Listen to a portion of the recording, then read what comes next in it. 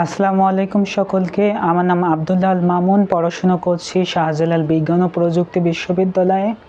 আজকে একটি গুরুত্বপূর্ণ বিষয় নিয়ে তোমাদের সঙ্গে আলোচনা করার জন্য এসেছি, সেটা হচ্ছে অ্যাডমিশন টেস্টের বুক লিস্ট সম্পর্কে। যখন আমরা অ্যাডমিশন টেস্টের বুক লিস্ট সম্পর্কে কথা বলি তখন অনেকগুলো বই চলে আসে এবং আমাদের বিভিন্ন সমস্যা হয় বইগুলো নির্বাচন করার সময়। আজকে তোমাদের সামনে সহজভাবে উপস্থাপন করব বইগুলোর তালিকা, এবং যাতে তোমরা খুব সহজভাবেই বইগুলো নির্বাচন করতে পারো। প্রথমে আসি বাংলায়। বাংলার জন্য তোমরা বাংলা সহপাঠ এবং বাংলা সাহিত্য বইটি পড়তে পারো, যেটা খুবই অনেক বেশি প্রশ্ন এটা থেকে হয়ে থাকে। এছাড়া তোমরা নবম দশম শ্রেণীর বাংলা ব্যাকরণ বইটি পড়তে পারো। এছাড়া তোমরা যদি অভিযাত্রী বইটি সাথে রাখো তাহলে অনেক বেশি উপকৃত হবে। অভিযাত্রীর এটিএম বিরোচন বইটি তোমরা যদি কালেক্ট করতে পারো তাহলে অনেক বেশি উপকৃত পাবে।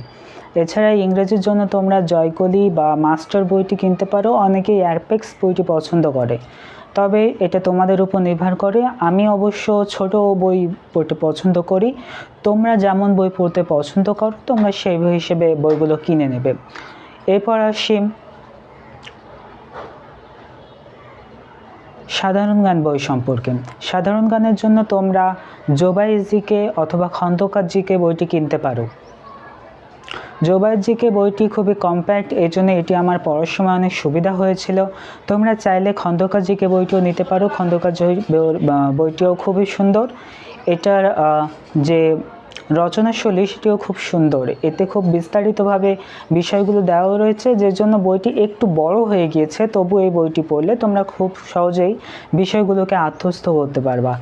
আর যদি জোবায়ের জিকে বইটি পড়ো তাহলে এই বইটি খুবই ছোট সাইজের হয়ে থাকে। তোমরা খুব অল্প সময়ের ভিতরে 1 মাসের ভিতরেই বইটি শেষ করতে পারবা।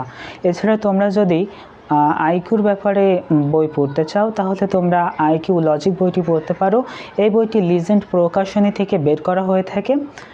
আর তোমরা জোবায়ের জিকে সর্বশেষ যে বিভিন্ন ক্যাপসুলগুলো বের হয়, সাম্প্রতিক ক্যাপসুল, তোমরা সেই ক্যাপসুলগুলোকে পড়তে পারো। আমি যখন পড়েছিলাম ওই ক্যাপসুল থেকে অনেক বেশি প্রশ্ন আমার কমন এসেছিল। তোমরা চাইলে ওই ক্যাপসুলগুলোকে সংগ্রহ করে, একদম শেষের দিকে এগুলো বের হয়ে থাকে, তোমরা সংগ্রহে রাখতে পারো।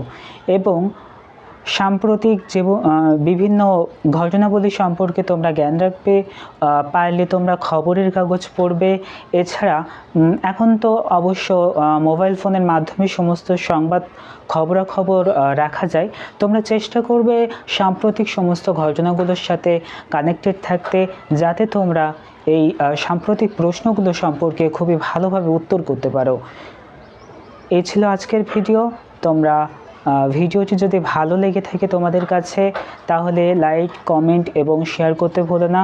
এবং আমাদের কাছ থেকে এরকম আরও অনেক বেশি উপকৃত ভিডিও পেতে আমাদের সঙ্গে যুক্ত হয়ে থাকো। আমাদের চ্যানেলটিকে সাবস্ক্রাইব করো। আজ এই পর্যন্তই। আসসালামু আলাইকুম।